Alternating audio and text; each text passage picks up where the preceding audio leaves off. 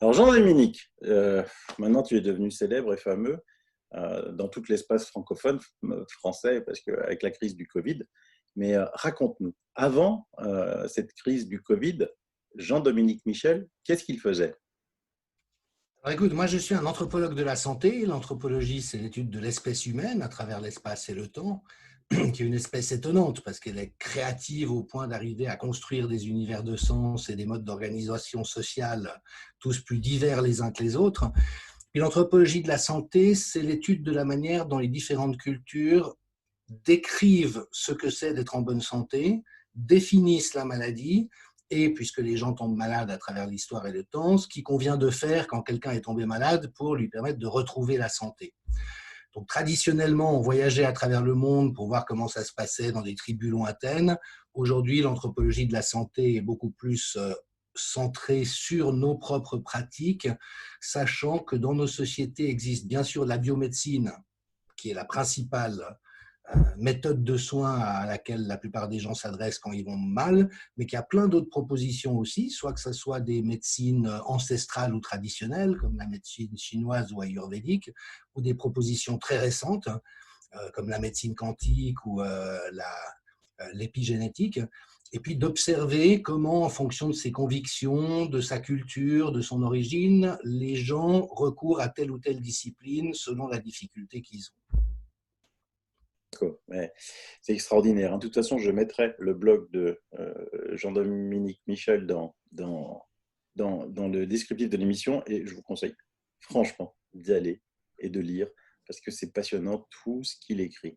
Alors, quand il y a eu cette crise du Covid, au début, tu as pensé à quoi? Tu as pensé à quelque chose? Tu l'as vu un petit peu de façon normale ou comment tu as vécu ça?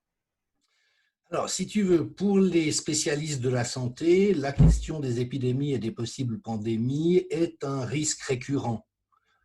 Donc, voilà, si on a plus de 15 ans, on a tous des exemples en tête de la grippe aviaire, de la grippe porcine, de la grippe ceci, de la grippe cela. Et à chaque fois, on redoute de Big One. Tu sais, c'est le mot qu'on utilise pour décrire le tremblement de terre en Californie. Il y a une faille très importante et on sait que si un jour il y a un très gros tremblement de terre, il pourrait y avoir un glissement de terrain, toute une partie de la Californie dans l'océan. Alors évidemment, on espère que ça n'arrivera pas. Cela dit, les sismologues savent que ça arrivera tôt ou tard. Est-ce que c'est dans une année ou dans 10 000 ans? On ne sait pas. Mais donc, on est en vigilance par rapport à l'activité sismique en Californie. Et les personnes qui travaillent dans le domaine de la santé, surtout les infectiologues, voient des départs épidémiques régulièrement parce que les virus mutent. Et puis à chaque fois, on se dit, est-ce que ça va être de Big One ou pas? Et alors évidemment, de mon point de vue, mais je ne veux pas avoir l'air un petit peu cynique ou indifférent, c'est toujours intéressant. C'est-à-dire, oh, il y a un nouveau truc en Chine, et d'essayer assez rapidement de capter l'ordre de grandeur de l'épidémie, le risque réel que ça fait courir à la population, de découvrir la maladie, qui est différente à chaque fois. Et puis, j'ai envie de dire, avec ce constat de système de veille qui tendent à surréagir en fonction du principe de précaution. Donc, on connaît tous aujourd'hui les prédictions délirantes du professeur Ferguson en Angleterre, qui se trompe à chaque fois, mais dans des ordres de grandeur monstrueux. Puis pourtant, on continue à se tourner vers lui dès qu'il y a un nouveau départ de feu en disant c'est grave, docteur. Et puis l'OMS, évidemment, mais tous les politiques en général ne veulent pas se faire reprocher de ne pas en avoir fait assez, tant lui aussi a sonné le tocsin très vite. Et puis, dans un processus de découverte scientifique classique, on découvre ce qu'il en est au fur et à mesure des semaines qui passent. Et puis là, on peut avoir une vision plus raisonnable. Et ce qu'il y a de particulier, mais je ne t'apprends rien dans le cas qui nous occupe, c'est qu'alors même que les premiers signaux sont arrivés très vite, qui permettaient de se rassurer quant à l'ordre de grandeur et se dire bah, c'est un événement épidémique comme ceux auxquels on est habitué, eh bien, on voit depuis le mois de mars un espèce de délire collectif s'installer qui traite de manière totalement exceptionnelle et déraisonnable quelque chose qui est de l'ordre de l'habituel, et ce qui évidemment pose beaucoup de questions sur ce qui organise nos sociétés, mais aussi sur la mentalité collective qui a autant perdu de vue ce qu'est une épidémie. Et toi, est-ce que tu pensais pouvoir un jour vivre ce que l'on vit actuellement avec cette crise du Covid? Alors, ça dépend de quoi tu parles. Si jamais c'est l'épidémie elle-même, oui, parce que c'est ce qu'on vit régulièrement. faut rappeler que selon qu'on inclut ou non les morts dans les EHPAD et selon le décompte, on est entre le 9e et le 14e épisode épidémique le plus grave depuis l'après-guerre. Donc, il y en a eu entre 8 et 13 plus graves avant. Et j'ai d'ailleurs eu des mails de médecins à la retraite qui me disaient, mais vous vous rendez pas compte, la fameuse grippe de Hong Kong en 68-69, on allongeait les morts dans les couloirs des hôpitaux, c'était absolument aussi pire, comme diraient les Québécois, qu'aujourd'hui, et donc il n'y a rien d'exceptionnel dans cette épidémie. Donc, je l'ai dit très vite, l'épidémie elle-même est normale. Par contre, ce que je ne m'attendais pas à voir et qui continue à la fois de m'intéresser et de m'effrayer, c'est cette surréaction collective, mais qui a quand même l'air d'être pilotée par des intérêts très particuliers. Pour le dire autrement, et je vais à l'essentiel, mais après je suis sûr qu'on développera tel ou tel élément, la Covid, c'est un business de 100 milliards de dollars. Et si on l'avait traité comme il y a 30 ou 40 ans, en se disant, bon, il y a un pic épidémique, il y a des gens qui meurent, c'est surtout des personnes en fin de vie, après ça redescend, il n'y a plus de morts, tout va bien, on recommence à vivre. C'est 100 milliards de dollars de ratés pour des gens et des entreprises, une industrie qui ne demande qu'à capter cette manne, mais qui ont besoin, pour pouvoir la capter, d'entretenir une psychose collective. Et c'est malheureusement ce qu'on voit depuis des mois et des mois, d'une manière qui est totalement en décalage par rapport à la réalité épidémiologique, et puis d'une manière alors qui est aussi totalement dommageable pour la population. On est plusieurs à l'avoir dit très vite, moi dès le mois de mars, mais que le risque existait, que les mesures qu'on prenait, dont à peu près aucune ne reposait sur des bases scientifiques sérieuses, risquaient d'entraîner des conséquences dommageables bien pires que ce qu'on cherchait à éviter.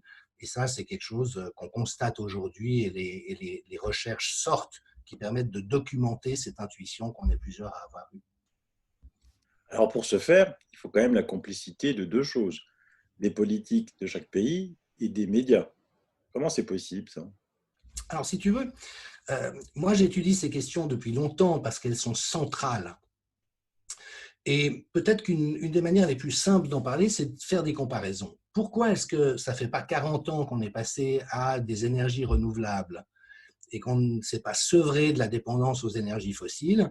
Eh bien, parce que les intérêts en jeu sont tels qu'alors même que cette transition aurait été possible, qu'elle aurait été bénéfique, il y a des lobbies qui ont verrouillé les choses et subventionné les énergies fossiles en refusant de subventionner les énergies renouvelables, en disant on ne va quand même pas subventionner de l'énergie, mais pendant ce temps, ils subventionnaient l'extraction pétrolière.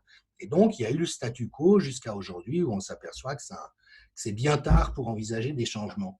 Donc, si tu veux, cette configuration de pays soi-disant démocratiques, mais qui, dans les faits, n'ont pas la liberté des décisions qu'ils prennent, et dont les instances de décision sont totalement infiltrées par les industries concernées, c'est quelque chose qui est générique aujourd'hui. Ça concerne les pesticides, ça concerne l'énergie, ça concerne l'armement, enfin, ça concerne tous les domaines de la vie. Et dans le domaine médical, ce qui est intéressant, c'est que les spécialistes posent ce diagnostic depuis une quinzaine d'années. Les spécialistes, c'est les centres d'éthique des universités, c'est les revues médicales elles-mêmes. Des rédacteurs en chef et ex-rédacteurs en chef de toutes les grandes revues médicales disent depuis des années qu'il y a quelque chose de profondément pourri dans le système, qui pourrit la recherche. C'est-à-dire que la recherche est déjà bidouillée au départ pour obtenir les résultats souhaités. Après, les magazines et les revues scientifiques ne sont que des caisses de résonance de marketing qui ne font pas leur travail de trier la qualité des recherches, et on l'a vu récemment avec The Lancet et The New England Journal of Medicine, qui ont publié, excusez mon français, des merdes. Mais c'est passé dans le filtre. Pourquoi? Parce qu'au fond, ce ne sont plus des revues scientifiques, ce sont des caisses de résonance de marketing de certains intérêts. Et puis après, il y a les instances gouvernementales, pays par pays, qui sont complètement infiltrées par les représentants de l'industrie. Alors évidemment, on te fait le procès autant qu'à moi, ça fait très complotiste. Sauf que c'est la Chambre des communes britannique qui le dit, c'est le Sénat français qui le dit, c'est l'université d'Oxford qui le dit. On a un problème. Pourquoi? Parce que les gens qui sont aux commandes dans ces différents cercles sont tous en conflit d'intérêts grave avec l'industrie.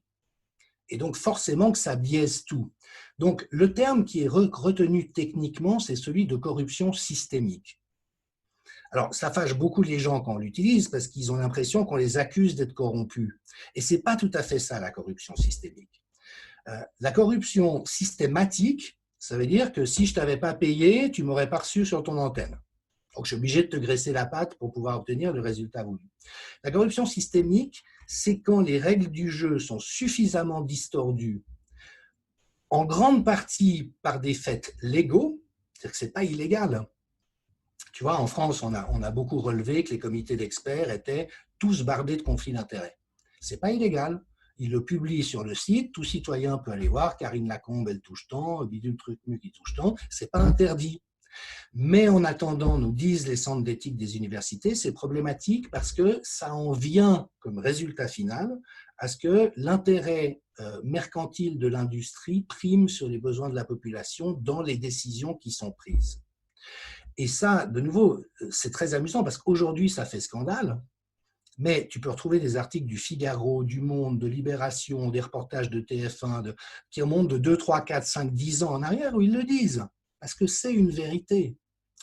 Et moi, ce qui me frappe beaucoup dans l'époque qu'on vit, c'est que tout d'un coup, c'est comme si, en disant il y a des narcotrafiquants au Mexique, ce que tout le monde sait, les gens disent, mais comment est-ce que vous pouvez dire une chose pareille? Vous êtes complotiste, vous croyez aussi aux extraterrestres, comment c'est possible de dire quelque chose d'aussi scandaleux alors que tout le monde le sait? C'est su, ça n'est pas caché. Et là, on est dans une fiction extraordinaire, effectivement jouée par les autorités et les médias, qui consiste, en dépit du bon sens, de ce qui est avéré et de ce que tout le monde sait, de faire croire, de créer une fiction qui est fausse, et qui laisserait à croire que les décisions sont prises pour le bien de la population, alors qu'elles ne le sont pas. Et là, on est effectivement dans un hiatus. Alors, je pense que c'est orchestré en partie parce qu'on est dans des logiques criminologiques.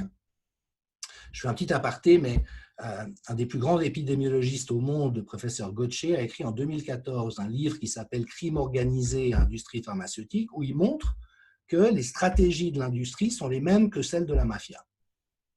Ce livre, en 2014, reçoit le prix de l'Association médicale britannique. Les médecins, ils savent de quoi ils parlent. Donc, et que décrit le professeur Gaucher, c'est qu'il y a des trucages au niveau des médicaments pour les imposer, que les industries mettent même sur le marché des médicaments dont ils savent qu'ils n'ont pas d'effets bénéfiques et des effets toxiques. Il y a des morts, c'est découvert à un moment donné. Les industries pharmaceutiques sont condamnées pénalement, mais si jamais tu fais 15 milliards de chiffre d'affaires avec un remède, que tu as 500 millions d'amendes et 1 milliard de dommages et intérêts, tu sors avec un bénéfice net de 13,5 milliards. Et donc, ce que prétend le professeur Gaucher, ce n'est pas moi qui le dis, moi je lis ce que disent les spécialistes et je me permets de le faire connaître à mes risques et périls, mais ce que dit Gaucher, c'est qu'au fond, l'industrie aujourd'hui a incorporé cette dimension pénale et les sanctions comme faisant partie du business model. Comme quand tu payes ton loyer pour faire tes émissions, ben, l'industrie pharmaceutique, elle met 1 milliard de côté pour les amendes qu'elle va récolter, mais ça ne l'empêche pas d'y aller. Et Gaucher donne 15 exemples différents de cette stratégie. Ben, il y a eu le Mercator en France, il y a eu le Diox, enfin, voilà, c'est à répétition. Et dans le cas qui nous intéresse, sur la grippe H1N1, Roche a fait des dizaines de milliards de bénéfices avec un médicament inefficace qui ne servait à rien, le Tamiflu, qu'il a réussi à vendre aux États entiers, en vendant des vaccins. Je crois que Roselyne Bachelot avait acheté de 93 000 doses de vaccins à l'époque, qui ont servi à rien. Mais tu vois, tout n'est pas perdu pour tout le monde. Et donc, il y a vraiment une dynamique criminologique. Alors, je sais que mes propos vont à nouveau effroyablement choquer, mais j'invite toute personne de bonne foi, de bon sens et un tout petit peu capable de se documenter par elle-même, d'aller vérifier les sources. Il y en a énormément dans les articles de blog que je lis. Et de nouveau, c'est connu comme le loup blanc.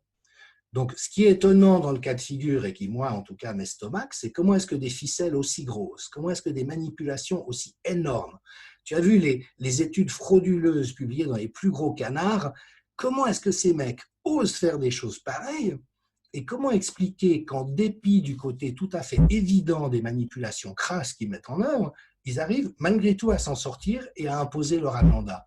Là, il y a des questions qui sont fortes, mais aussi assez inquiétantes quant à ce qui organise notre société et qui prend les décisions au sujet de quoi. Et alors, comment tu expliques qu'il y a des gens comme toi, comme moi, comme tous mes abonnés, qui sont totalement éveillés à ça, qui deviennent même, tu sais, très en colère, hein, face à cette mascarade Mhm. énorme, cette manipulation qui est là, qui est sous leurs yeux, ils la voient. Et comment tu expliques une telle dichotomie avec les gens complètement endormis qui ne voient rien? Comment c'est possible? Écoute, il y a beaucoup de cogitation à ce sujet en psychologie sociale. Je crois qu'un premier élément de réponse, c'est de reconnaître que de toute manière, l'évolution de nos sociétés est dictée par un agenda qui n'a pas été choisi démocratiquement. C'est-à-dire que si tu prends 1980, les hommes politiques, Chirac, Mitterrand, Giscard, qui aurait dit le monde de 2020, c'est celui que je veux pour mon pays et pour mes enfants? Personne. Personne n'aurait osé.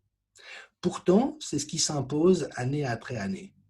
Et donc, là, on est plutôt en sciences politiques, mais il est essentiel et urgent de repérer qu'il y a une mise en échec de la volonté populaire à travers la démocratie représentative qui fait que on en arrive à adopter des mesures que la population ne veut pas, qu'elle ne souhaite pas, voire qu'elle ne supporte pas, mais qui lui sont imposées envers et contre tout. Alors, quels sont les mécanismes, les processus? C'est une histoire complexe, ce n'est pas mon domaine d'expertise. Moi, tout ce que je peux faire, c'est constater. Tu vois qu'à d'innombrables reprises, on force la population, qui est censée avoir le pouvoir et pouvoir décider à travers ses élus, à des choses qu'elle ne veut pas. Donc, ça, c'est le premier élément. Le deuxième, c'est que l'efficacité de cette imprégnation et de cette prise de pouvoir par les lobbies et l'industrie est telle que personne ne peut s'y opposer, sauf à se faire descendre. Euh, je sais que ce n'est pas tout à fait ton bord, mais Danielle Mitterrand rappelait à un moment donné que quand son mari a été élu, elle lui a dit bah alors ça va, tu vas appliquer le programme que tu dis vouloir mettre en œuvre. Et qu'il lui a répondu non, non, tu ne comprends pas, moi j'ai un gouvernement, je n'ai pas le pouvoir. Je ne peux pas aller contre la Banque mondiale, contre le FMI, contre l'Europe. Donc voilà, je ne vais rien faire de ce que j'ai dit que je ferais, je ne peux pas, je n'ai pas les moyens. Donc tu vois quand même. Donc ça, c'est un élément. Et puis, c'est l'efficacité en fait de cette mainmise sur les décisions publiques. Et puis après, il y a malheureusement tout un conditionnement des élites et de la population à ne pas se rendre compte, à ne pas réagir, à ne pas mesurer. Alors les élites, c'est relativement facile parce que finalement, c'est des gens qui sont un peu comme en religion. Tu vois, quand tu es scientifique aujourd'hui dans un comité scientifique, c'est un peu comme si tu es cardinal à l'église. Donc, il suffit que tu répètes la même chose que les autres. Il y a un esprit de corps, et on l'a beaucoup vu dans la controverse autour de l'hydroxychloroquine. Tu te souviendras, un des grands reproches de ces scientistes, c'était le fait de dire mais Raoult, il ne fait pas des études randomisées en double aveugle, donc ça ne vaut rien. Et Raoult l'a dit tout de suite, j'ai été vérifié dans toute la littérature scientifique, il a raison, une étude randomisée en double aveugle n'est pas meilleure pour évaluer un remède en infectiologie qu'une étude observationnelle comme celle qu'il a faite.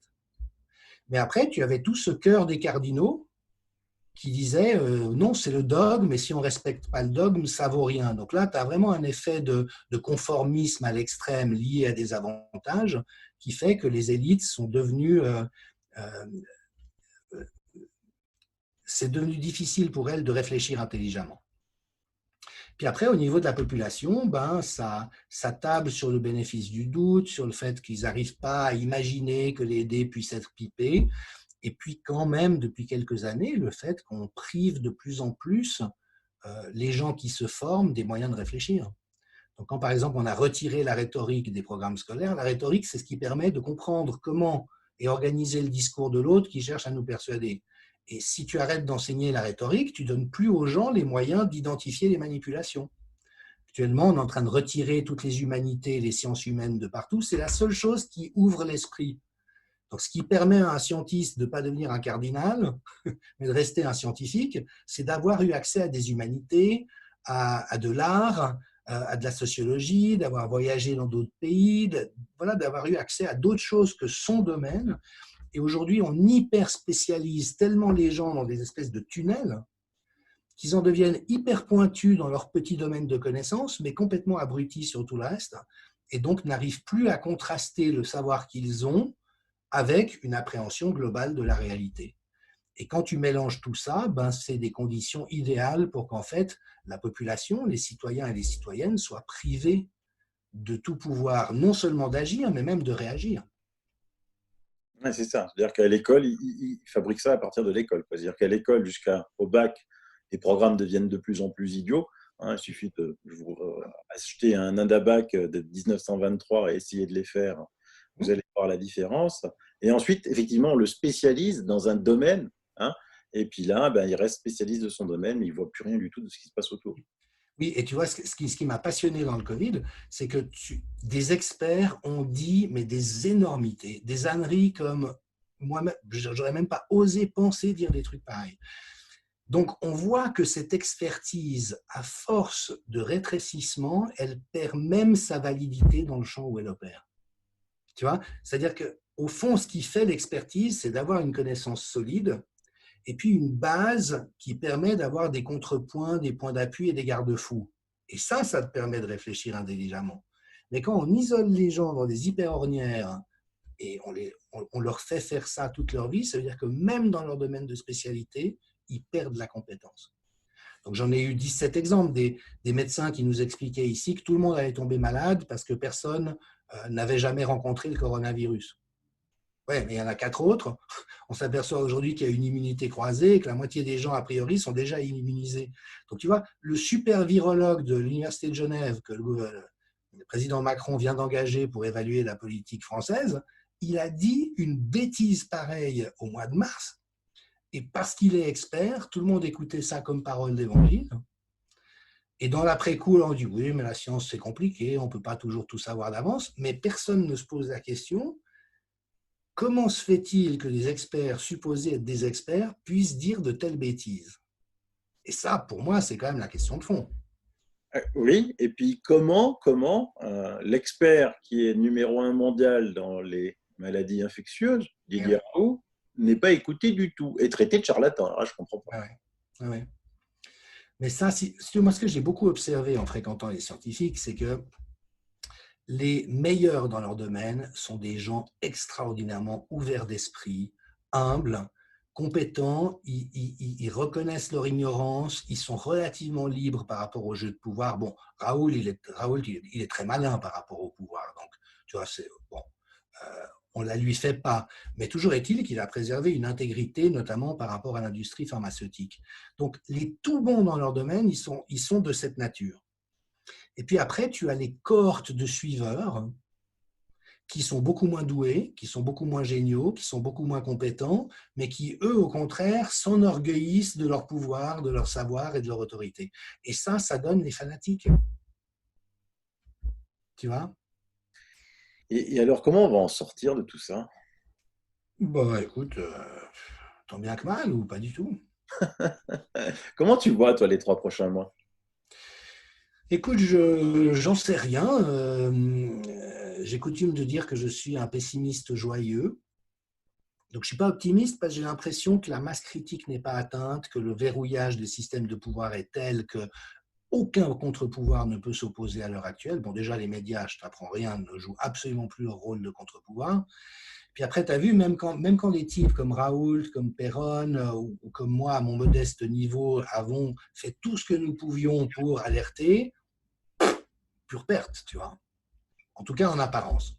Donc moi, j'ai l'impression que pour l'instant, c'est irrésistible.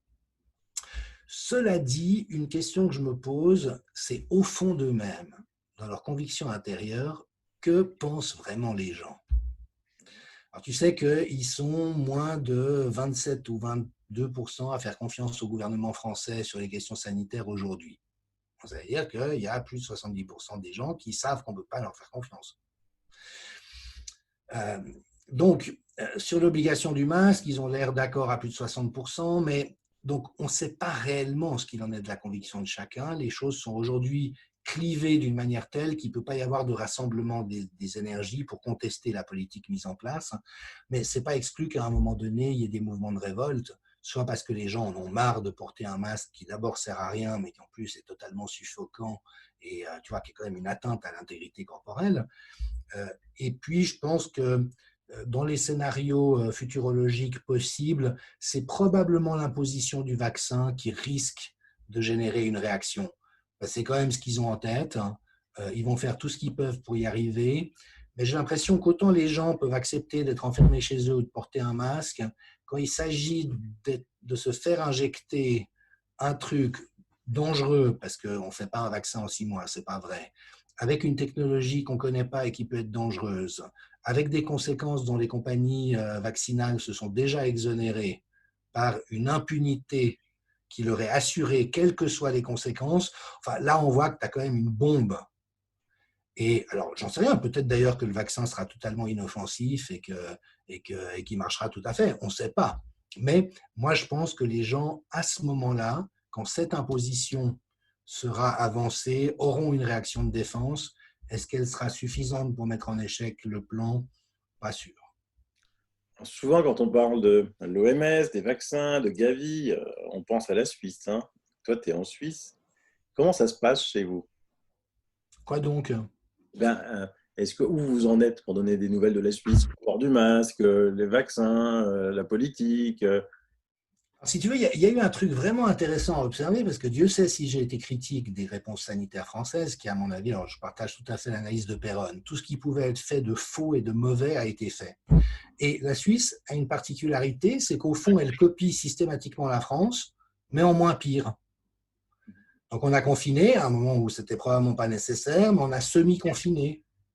Là, on impose le port du masque dans certains cantons, pas dans d'autres, mais uniquement dans les lieux clos, en plein air pas. Euh, les derniers développements, ils parlent de leur objectif, c'est d'atteindre 80% de volontaires dans la population qui soient d'accord de se faire vacciner. Donc, tu vois, c'est des mesures molles, c'est-à-dire qu'on n'est pas dans une logique autoritariste comme en France, ou pyramidale, ou centralisée, mais c'est pas très différent, mais c'est un petit peu moins grave. Et finalement, alors déjà en tant que citoyen, c'est agréable parce que je préfère ce régime-là à celui que vous avez subi. Et puis d'un autre côté, ça a le redoutable effet secondaire que ça scie un peu, ça coupe l'herbe sous les pieds de toute réaction, vu que c'est pas si grave que ça. C'est vrai? Voilà. Et puis par ailleurs, ben, tu le sais, la Suisse est quand même la plaque tournante de toutes les mafias internationales, fédérations sportives, organisations internationales, blanchiment d'argent, toutes les corruptions, enfin, convergent ici. Et donc, voilà, des gens comme Bill Gates sont cul et chemise avec le gouvernement, mais comme dans tous les pays. Je veux dire, ça, c'est la règle du jeu aujourd'hui. Et moi, ce qui m'époustoufle, c'est que ça ne pose pas problème. Ouais, c'est ça qui est dingue, hein. C'est-à-dire, mais attendez, vous pensez vraiment que M. Gates a de mauvaises intentions? Mais ce n'est pas ça la question. La question, c'est qu'un mec aussi riche soit-il n'a pas à dicter la politique sanitaire des États d'où qu'ils viennent. Et là, je trouve qu'on est très embirlificoté, c'est-à-dire que c'est comme si on nous disait, mais vous soupçonnez les gens d'être malhonnêtes, ils peuvent l'être ou pas, je ne sais pas. Mais alors que la question, ce n'est pas là. La question, c'est celle de la probité et de la transparence des systèmes de gouvernance. Et là, on a un problème, évidemment, majeur ici. Mm. Mais néanmoins, 80% de la population volontaire, c'est un truc énorme, ça. Ouais. Mais il n'y a pas d'obligation vaccinale en Suisse, hein, pour l'instant. Et puis, comment dirais-je, une fois que tu as suffisamment fait peur aux gens, Mm. que tu prétends que tu as un vaccin sûr, même s'il ne l'est pas, tu vois, la plupart des gens ne vont pas se poser de questions. Ils vont dire, mais ouf, on l'a échappé belle, on n'est pas mort de ce truc terrifiant, même s'ils ont 40 ans et qu'ils ne sont pas malades. Et puis, on me propose quelque chose qui est assuré de me sauver la vie ou de me protéger, donc j'y vais. Voilà, c'est cette espèce de... Ouais. Je vois ce qui est logique à partir du moment qu'ils ont peur. Aujourd'hui, Didier Raoult est passé sur les antennes françaises, sur un média, une longue interview, et il a dit vous, les médias traditionnels, vous êtes débordés par les médias alternatifs, dont YouTube. Et la journaliste a dit oui. C'est un premier signe, ça? Écoute, c'est intéressant, mais je pense que ça illustre aussi la raison pour laquelle les dits médias alternatifs sont en train d'être surveillés comme jamais auparavant et qu'on voit effectivement le retour massif de mesures attentatoires aux libertés d'opinion et d'expression. Tu en sais quelque chose. Donc c'est vrai, mais après c'est un peu, une boucle cybernétique. C'est-à-dire que plus les médias trahissent leur mission fondamentale, et aujourd'hui c'est juste épouvantable. Plus ils perdent la confiance des gens, donc plus les gens se désintéressent, vont chercher ailleurs. Et puis voilà, alors dans un premier temps, ça s'est accompagné de beaucoup de critiques par rapport au fait que ce qui circule Internet n'est pas médié et donc les journalistes sont là pour faire ce travail de discriminer, d'équilibrer les points de vue, mais ils ne le font plus du tout de toute manière. Donc c'est devenu uniquement des espèces d'outils de propagande qui ne respectent plus du tout les valeurs, les missions et la charte déontologique de la profession. Et puis après, sur Internet, on trouve tout et n'importe quoi, des choses bien faites, des choses intelligentes, des choses excessives, des choses... Mais enfin, que ça soit débordé, c'est évident. Regarde le nombre de spectateurs que tu as. Moi, mes blogs ont eu 9 millions de lecteurs. Tu vois ? C'est énorme. Le monde peut aller se rhabiller. Oui, tout à fait. Et j'en suis d'autant plus fier que depuis le début, je me suis dit, je vais faire des papiers qui sont complexes, qui abordent des aspects difficiles, qui sont extrêmement documentés. Je veux dire, j'ai renoncé à simplifier quoi que ce soit. En prenant le pari, les gens sont intelligents. Alors après, il y a des gens qui peuvent ne pas être d'accord avec mes analyses ou ne pas apprécier ma manière d'écrire. Mais tu vois ce que je veux dire ? Donner du contenu de qualité. Et en fait, c'est ça qui a cartonné. Et je pense que c'est vraiment, ça reflète le fait que les gens ont un besoin, une soif d'avoir des informations qui soient solides, qui soient fiables, qui soient étayées, et puis qui ne soient pas dans ces raccourcis journalistiques imbéciles qu'on voit en permanence. Si tu as tes doutes sur le port du masque en plein air, tu es un anti-masque. Tu vois, ça c'est vraiment la bêtise absolue, c'est le degré zéro de la réflexion. Oui, c'est ça. Et les médias sont là-dedans, malheureusement. Ils sont dans cette caricature extrême, et je trouve au fond très sain que les gens s'en détournent. J'ai même entendu un grand professeur dire que celui qui est contre le fait qu'il va y avoir une deuxième vague, que celui qui est contre le fait que le masque protège, c'est des négationnistes. Comment on peut expliquer? Comment on peut en arriver là? Tu as fait une émission superbe sur quoi répondre à quelqu'un qui vous traite de complotiste, mais moi, il y a toujours une question que je n'ai toujours pas compris. Hein. C'est quoi être complotiste? Si on te traite de complotiste, tu complotes quoi? Comment dire? Pour moi, il y a un peu deux niveaux à ta réponse. D'abord, c'est qu'il y a des complots.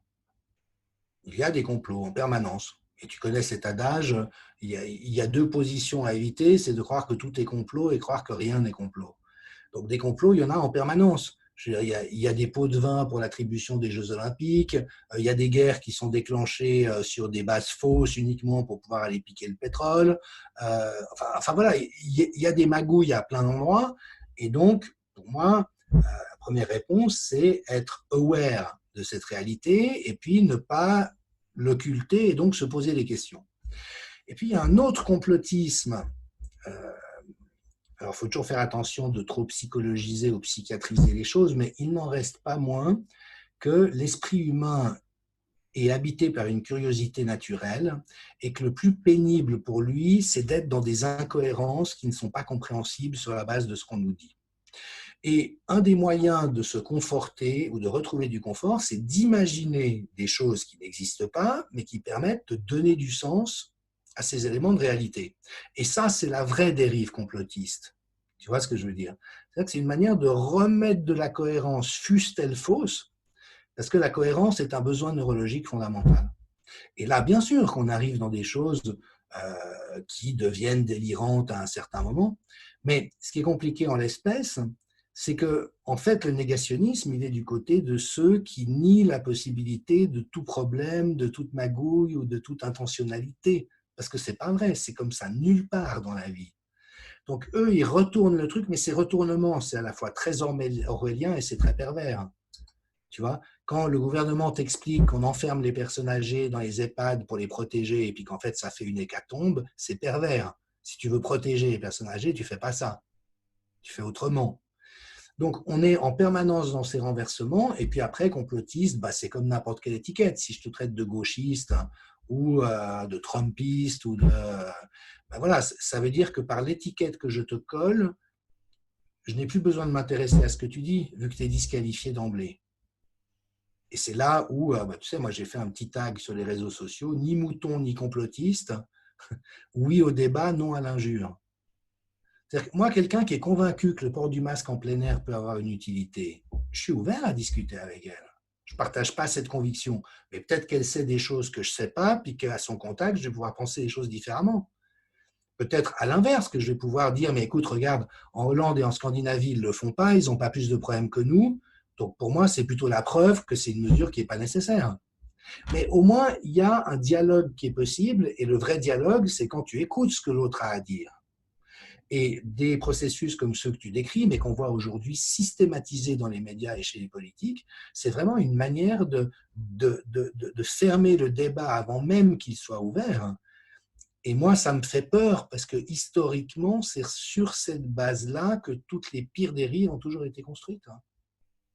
Tout à fait. C'est la première marche vers les dictatures, ça. Ouais. Ouais, c'est le fait de ne pas supporter la différence, de ne pas tolérer le point de vue divergent, de salir d'emblée la personne que tu as en face de toi. Et bon, je pense que tu as vécu ça, moi aussi. Je veux dire, quand même, j'ai 55 balais, je ne suis pas tombé de la dernière pluie. Je n'ai jamais eu des attaques aussi violentes, aussi malveillantes et aussi tordues, tu vois, que cette fois-ci. Et on sentait qu'il y avait une espèce de rage où il fallait à tout prix démolir le bonhomme parce que son message était insupportable. Et là, on n'est plus dans de la civilité, on n'est plus on n'est plus dans du respect, on n'est plus dans de l'humanité. Oui, et ça, beaucoup me le disent, hein, c'est-à-dire que beaucoup de médecins, beaucoup Mmh. d'avocats n'ont pas été habitués à cette violence. Ils m'ont Mmh. tous pris cette violence, ils en étaient tous très choqués, quoi. Moi, personnellement, j'ai l'habitude, parce que les débunkers, je les ai sur le dos depuis des années. Et ce qui est marrant, c'est que quand ils m'appelaient, ils commençaient toujours par cette phrase, je ne suis pas un complotiste. Ok. Pour s'excuser, tu vois, déjà, de ce qu'ils allaient me dire, parce qu'ils trouvaient qu'il y a des choses qui n'allaient pas dans toute cette gestion de la Ouais. crise et de l'épidémie. Mais certains ont lâché prise parce que, justement, c'est d'une violence inouïe, hein. Mais vraiment, comme tu le dis, c'est quelque chose. Les gens qui nous écoutent, ils ne peuvent pas comprendre parce qu'ils n'ont jamais vécu ça, hein. Ouais. Je sais pas Ouais. ce que... Ouais, c'est une première. Alors, moi, j'avais déjà croisé des pervers narcissiques sur ma route à titre personnel, si tu veux. Donc, je connaissais par expérience cette malveillance extrême de quelqu'un qui cherche à te détruire à tout prix, sans aucune considération pour ton humanité. Donc, j'avais quelques repères personnels, si tu veux.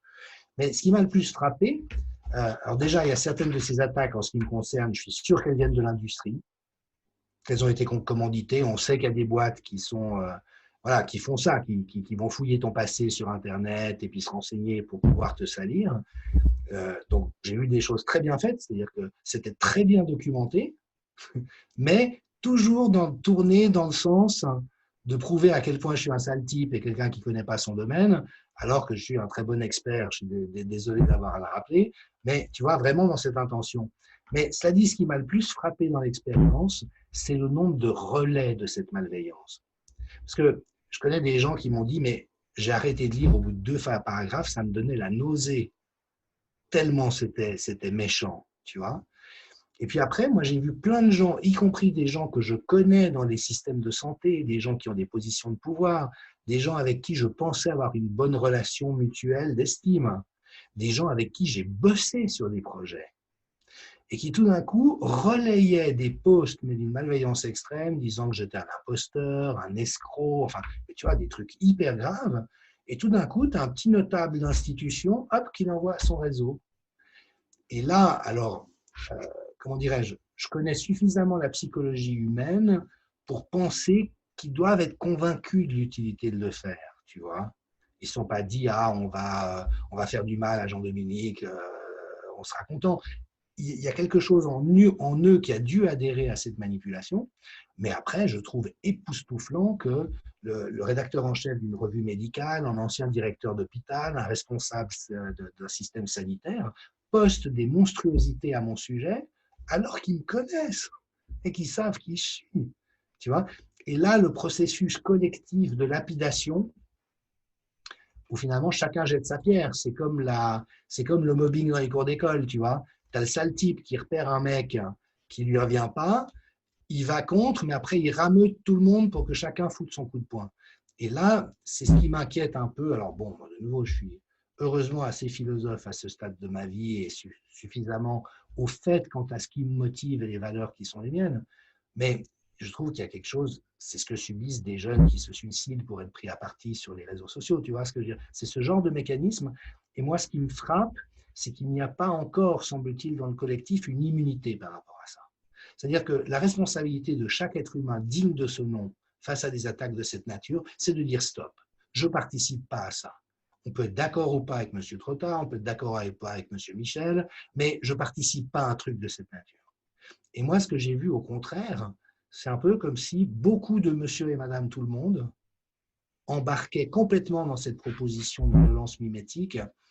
Mais après, voilà, on sait que quand il y a des époques de grande tension collective ou de grand stress, il y a souvent des exutoires de violence où on prend à partie un pauvre type qui passe par là ou qui a eu le malheur d'oser ouvrir sa gueule alors que tous les autres se taisent, et qu'il y a un déchaînement, c'est du lynchage, tu vois.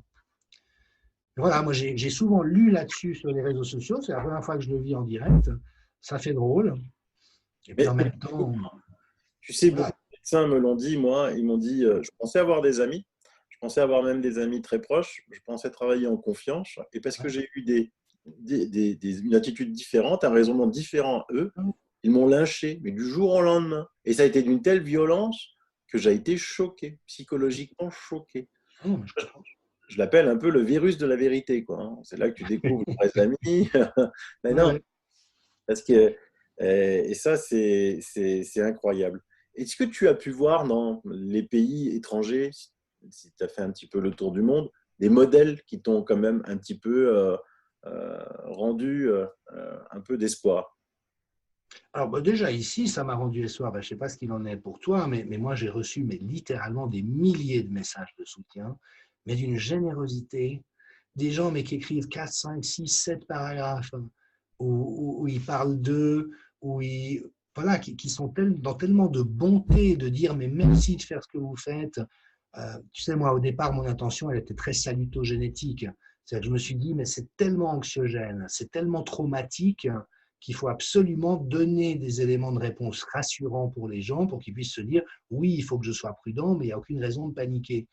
Et j'ai eu littéralement des milliers de messages de gens qui m'ont dit mais quand je vous ai lu, ça a été une bouffée d'oxygène, ça a été une bouée de sauvetage dans le délire ambiant.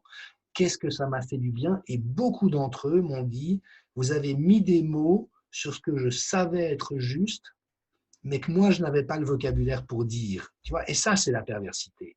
C'est quand on fait croire à une population entière qu'elle a tort, alors qu'elle sent très bien ce qui se passe. Donc, cette intention, moi, c'est aussi ce qui a fait que j'étais d'accord de prendre des coups et de me mettre en avant et de subir des conséquences. Mais cette générosité-là des gens, tu vois, elle est tellement touchante, quoi. Elle est tellement magnifique. Et Et puis après, oui, excuse-moi. ah, mais ça veut aussi dire que si tu n'avais pas été là, si je n'avais pas été là, si plein les milliers d'autres comme nous n'avaient pas été là, ces gens seraient aujourd'hui dans une détresse psychologique assez forte, hein.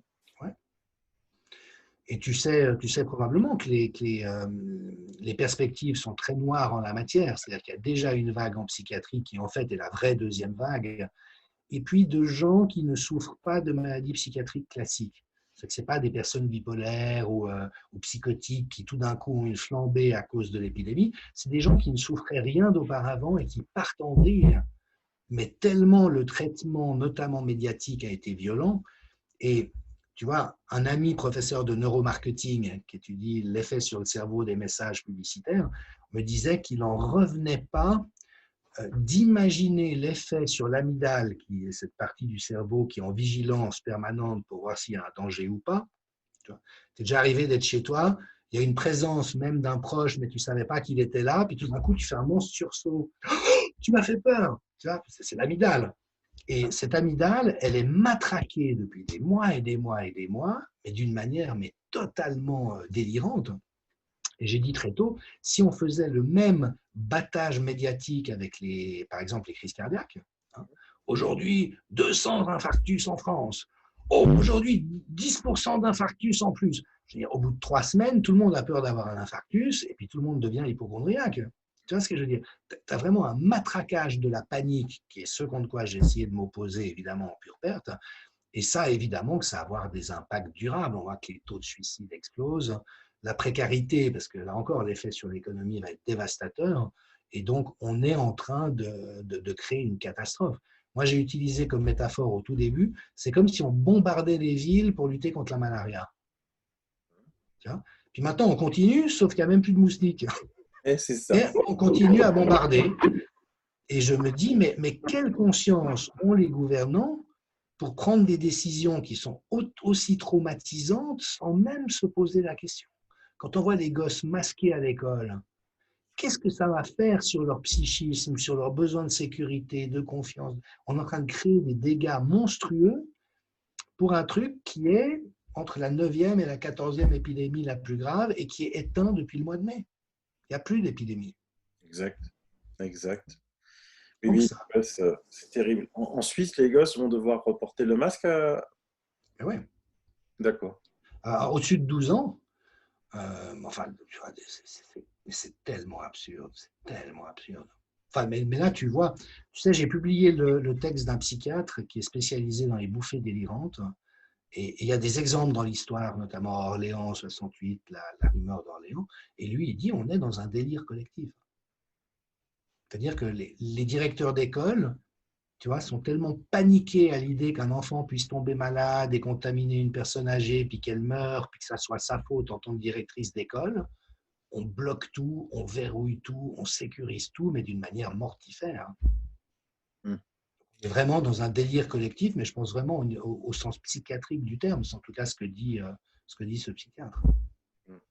En plus, nous, en France, on a eu pendant 2 mois, presque 3 mois, un non-accès à l'hôpital pour tout ce qui est crise cardiaque, AVC, traitement des cancers. Et là aussi, c'est une seconde vague assez importante, en plus de la psychiatrie. Alors là, tu sais, moi, je me suis posé des questions sur le confinement parce que quand tu regardes les textbooks d'épidémiologie, il n'y en a aucun qui ne recommande un confinement comme ceux qu'on a vécu. Aucun. Ce n'est pas dans les recommandations. Ils disent que ça peut éventuellement servir au tout début de l'épidémie pour éteindre l'épidémie dans l'œuf, mais une fois que le virus a un peu circulé, c'est pire que tout parce qu'il regroupe des gens contagieux avec des gens pas contagieux, etc. Donc, j'ai vraiment essayé de voir ce que la recherche disait et les dernières études qui sont sorties en Angleterre montrent que 2 tiers des morts pendant le confinement ne sont pas morts du Covid. Ils sont morts des causes que tu dis. Et que les conséquences vont être à long terme. Donc, c'est absolument vrai. Et voilà, ça, c'est ce drame dans lequel on a basculé. C'est que pour prendre des précautions, on a causé des dommages qui sont infiniment pires et avec des gouvernants qui ont tellement basculé dans le déni et leur système de croyance qu'aujourd'hui encore, ils sont totalement inaptes à se remettre en question, à considérer que peut-être ce n'était pas la chose à faire et qui donc, envers et contre tout, continuent à affirmer des choses dont on sait aujourd'hui qu'elles sont fausses. Je pense qu'ils sont si bêtes de ne pas en avoir conscience, qu'ils se sont trompés. Alors non, je pense que... Alors déjà, tu sais, il y a eu une manchette de journal à un moment donné. Euh, Ceux qui ne veulent pas porter des masques sont souvent narcissiques ou psychopathes. Tu te souviens du truc? Et moi, j'ai répondu sur les réseaux sociaux, attendez les mecs, les narcissiques et les psychopathes, en général, on les retrouve dans des positions de pouvoir, à faire peur aux autres et à jouir du pouvoir qu'ils ont pris de terroriser la population. Donc, il ne faut quand même pas confondre. Donc, moi, je pense qu'il y a une partie des gens au pouvoir qui sont des sociopathes, hein, et que malheureusement, on a des filières d'accession au pouvoir qui privilégient des profils problématiques. Ça, c'est un constat, je crois, tu vois, qui est assez clair. Puis l'autre truc, ça, je le vois ici, parce que nos hommes politiques à Genève, c'est pas des méchants. C'est des gens de bonne volonté. Euh, mais ce que j'observe, c'est quand tu t'es trompé pendant longtemps, le coût psychologique de se rendre compte que tu t'es trompé est tel qu'il y a ce processus de déni qui est très connu des psychologues qui se met en place et qui font que, envers et contre tout, ils continuent à affirmer que c'est comme ça, mais presque de bonne foi. Ils se sont convaincus eux-mêmes. C'est fou, ça. Donc, le ministre de la Santé à Genève, il a tenu un raisonnement extraordinaire sur les réseaux sociaux en disant vous vous rendez pas compte, c'est parce qu'on a pris les mesures qu'on a prises en mars-avril qu'aujourd'hui, il y a plus de malades. Et ceux qui nous critiquaient déjà en mars-avril de prendre les mesures qu'on a prises continuent de nous critiquer de maintenir les mesures. Alors que si on les levait, ça reflamberait comme au mois de mars et avril. Et tu vois, c'est complètement faux comme résultat. En Suède, ils n'ont pas confiné, l'épidémie s'est éteinte. Nulle part, ça ne repart. Donc, la conviction dans laquelle est ce type, si on est arrivé au résultat dans lequel on est aujourd'hui, c'est grâce à ce qu'on a fait, c'est totalement fallacieux. C'est faux, c'est pas ça la raison. Mais il en est tellement convaincu, et je pense que ça serait tellement coûteux sur un plan personnel d'ouvrir les yeux sur le fait que non, tout ce qu'il a imposé de A à Z était pour l'essentiel pas nécessaire, que là, il y a vraiment un processus psychologique basique qui nous concerne tous, qui est le déni. Et le déni, ouais, c'est ça. Ils sont Ouais. dans le déni. Et comment tu vois un petit peu, on parlait un peu de, tu as envie de parler de politique internationale, comment tu vois un petit peu la politique internationale par rapport à ce Covid? Est-ce que tu vois des pays qui te semblent avoir fait de bons choix et d'autres qui sont vraiment des vecteurs de corruption? Bah, écoute, la corruption, elle est partout, et puis la corruption systémique en particulier. C'est l'ex-ministre de la Santé de l'Équateur qui avait fait tout un papier dans le Lancet pour parler de la corruption qui est intrinsèque. Si tu veux, l'abus de langage qu'on commet tous, c'est parler de politique de santé. Mhm, On n'a pas de politique de santé, on a une industrie de la maladie. mhm. C'est pas du tout pareil. En Occident, aujourd'hui, 80% des maladies sont chroniques. C'est des maladies de civilisation qui seraient évitables.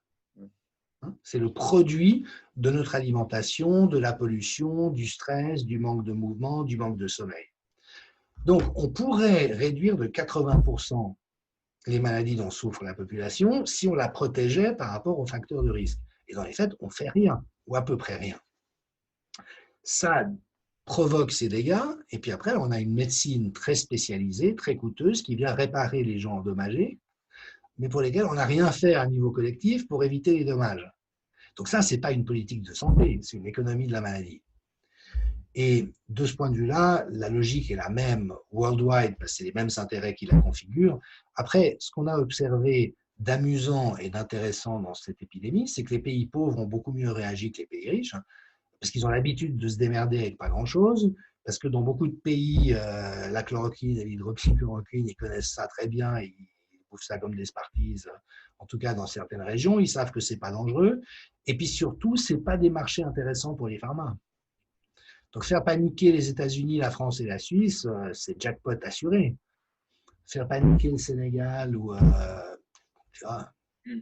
Donc là, il y a eu ce renversement et Raoult l'a dit très tôt, mais moi je trouve qu'ils nous ont donné des leçons de pragmatisme et d'intelligence, hein, mais qui est avec une perspective un peu inquiétante, qui est la déliquescence de l'Occident. Si aujourd'hui on est à ce point inapte à évaluer la gravité d'un phénomène, à prendre des réponses pragmatiques et efficaces, et à reconnaître quand en cours de route on a pris des mauvaises décisions, c'est juste qu'on est mûr pour l'EHPAD. On est dans les politiques publiques en Occident sont juste mais complètement séniles. C'est clair, c'est clair. Et toi, en tant que scientifique quand même reconnu, est-ce que tu as quand même été invité sur des plateaux télé, sur des radios mainstream en Suisse? En France, beaucoup. Ah ouais, d'accord. Les Français ont été très chouettes. On dit, ah tiens, un Gulu suisse, etc. Il y en a juste un ou deux qui m'ont avoigné et qui sont des journalistes scientifiques, donc très proches des. Bon. Mais non, les Français ont été très chouettes, notamment André Berkoff, mais j'ai fait plein de plateaux, j'ai eu plein de trucs. En Suisse, alors même que j'ai dû être invité une cinquantaine de fois à la télévision nationale entre 2000 et 2017 pour parler de tout et n'importe quoi, mais c'est le propre d'un anthropologue. Tu vois, donc on m'a fait pas parler de la mort du pape Jean-Paul II et de la mise en scène de l'Église catholique. C'est génial pour, tu vois, sancto subito, sancto subito. Putain, les mecs, ils avaient été payés, ils avaient préparé les pancartes. Bah bon, ça c'est OK. Alors, un anthropologue, il décode ça. Par contre, quand là, c'est mon domaine d'expertise, j'ai été mais boycotté, mais non seulement boycotté, mais la radio et la télévision ont commencé à dire ouais, quand même, ce monsieur Michel, on ne sait pas d'où il sort, il est douteux, on va vérifier son CV, on a l'impression qu'il ne sait pas ce qu'il raconte. Enfin, tu vois, une entreprise de démolition, mais qui a été jusqu'au fait de dire des mensonges à mon sujet à une heure de grande écoute.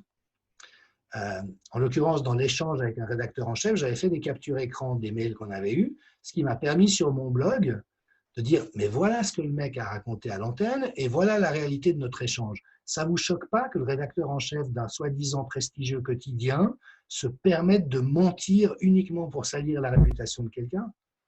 Donc non, non, j'ai été confronté à quelque chose de très particulier et qui a été systématique. Ah, c'est incroyable. Et il a fait une réaction à ton blog? Aucune. Non, non, non, mais j'ai porté plainte auprès du Conseil suisse de la presse, donc on verra jusqu'où ça ira. Mais à mon avis, il est mal barré. J'ai vraiment pu documenter le fait qu'il a dit à l'antenne quelque chose de faux, dans l'intention évidente de me nuire et de faire croire aux auditeurs que j'étais quelqu'un qu'il fallait surtout pas écouter. C'est fou, mais c'est incroyable. C'est vraiment incroyable. Oui, mais c'est le monde d'aujourd'hui, tu vois. Moi, c'est là où j'hallucine. Tu sais, quand j'avais 18 ans, j'étais aux États-Unis et puis j'ai vu plein de trucs que je ne connaissais pas. Les films qui étaient coupés 4 fois pour de la pub ou la même pub qui était martelée tout au long d'un événement sportif ou d'une émission. Je me disais, mais ça, Dieu merci, ça n'arrivera jamais chez nous. Tu vois. Et puis, 25 ans après, on y était. Donc, malheureusement, c'est le monde d'aujourd'hui. C'est un monde qui ressemble au clip publicitaire de la campagne présidentielle américaine, où peu importe ce que tu dis, l'important, c'est que tu cherches à salir ton adversaire. Et puis des journalistes, alors qui en tout cas en Suisse, ont totalement perdu de vue juste l'équilibre des points de vue et le devoir de vérité dans lequel ils sont, de refléter les choses d'une manière à peu près conforme à la réalité. Donc ça, c'est le monde d'aujourd'hui. Et c'est pareil en Suisse allemande et en Suisse italienne. Oui. Alors, si tu veux, c'est un tout petit peu différent parce que la Suisse a une tradition de conformisme extrême. Donc, en France, vous adorez vous bouffer le nez sur les plateaux télé, tout le monde hurle, ça gesticule, personne n'écoute personne, et puis c'est ça un bon débat. Tu vois, le débat était bon.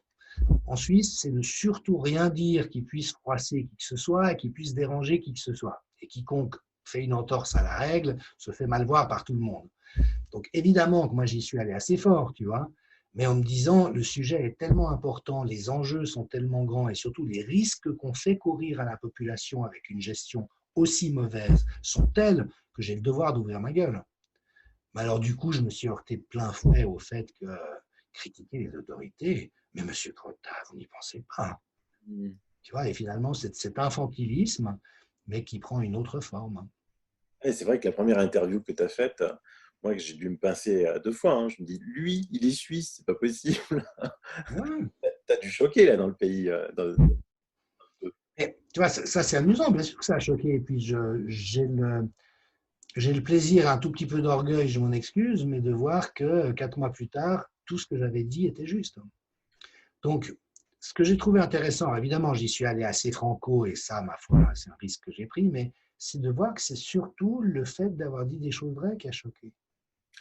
Ouais, c'est vrai. Et comme pour Raoult, comme pour Perron.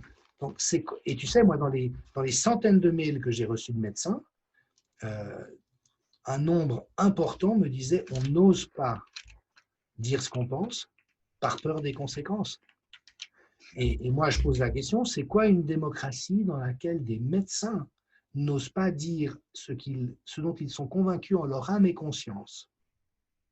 Tu vois, dans la liberté d'opinion, quelqu'un peut avoir une autre opinion, mais c'est quoi un système où des gens sont terrorisés? C'est ça. Et c'est quoi un système où les médecins sont censurés? Ouais.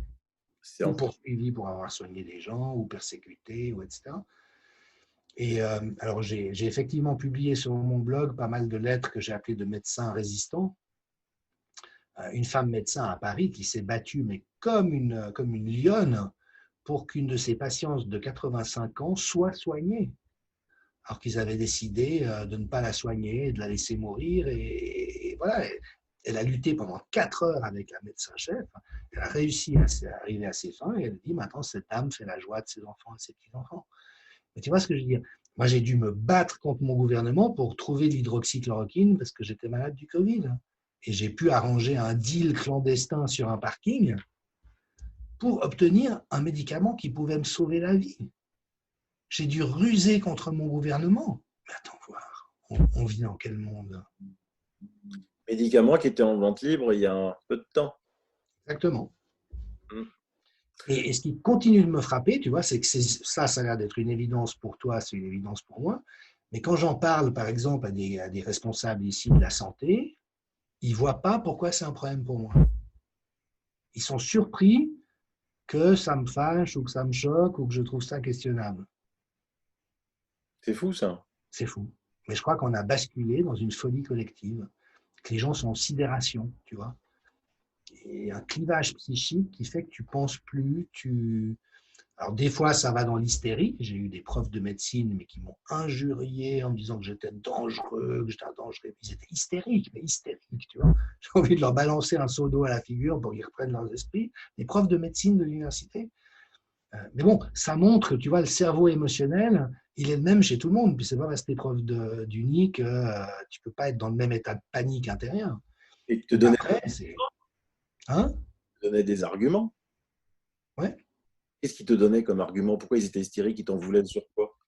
Bah, écoute, en partie, je comprenais parce qu'il disait, si tu veux, il contestait mon affirmation qu'on était dans un ordre de grandeur naturel pour une épidémie en termes de contagiosité, de dangerosité et de létalité. Et lui me disait, mais vous vous rendez pas compte, on avait des dizaines et des dizaines de lits avec des gens en réanimation, c'est jamais arrivé. Donc, et de ce point de vue-là, il n'avait pas tort. C'est-à-dire que la réalité clinique telle qu'on peut l'observer au pic d'une épidémie, c'est différent de la réalité épidémiologique, qui dit que ça n'a pas tué plus que d'habitude. C'est deux réalités qui sont adjacentes, si tu veux. Mais lui, parce qu'il était tellement angoissé, puis c'était un homme de plus de 70 ans, donc je pense qu'au fond, il flippait pour lui-même, tu vois. Il avait l'impression que la mort rôdait, et puis que moi, au lieu de lutter avec lui contre la mort, j'étais en train de raconter que mais non, la mort n'était pas dangereuse. Et puis quelque part, il n'a pas supporté. Donc c'est les arguments qu'il essayait d'avoir, mais j'ai eu beau lui répéter 5 ou 6 fois jusqu'au moment où j'étais obligé de bloquer des réseaux sociaux tellement il devenait harcelant, tu vois, de lui expliquer, je ne conteste pas ce que vous dites, mais du point de vue épidémiologique, voilà ce qu'il en est. Et il avait perdu la compétence de réfléchir à ces questions-là. Eh bien, j'espère qu'il te lira, il t'écoutera et puis il s'apercevra que Internet ayant de la mémoire, tu avais raison. Bon, je n'ai pas tellement confiance là-dedans. Tu sais ce que Max Planck disait sur les scientifiques? Il disait à très juste titre, et donc lui qui a révolutionné la physique avec la physique quantique, il disait une nouvelle théorie ne s'impose pas parce que les tenants des anciennes théories y adhèrent. Elle s'impose parce que les tenants des anciennes théories finissent par mourir et il y a une nouvelle génération qui arrive qui n'a pas de préjugés par rapport à la théorie.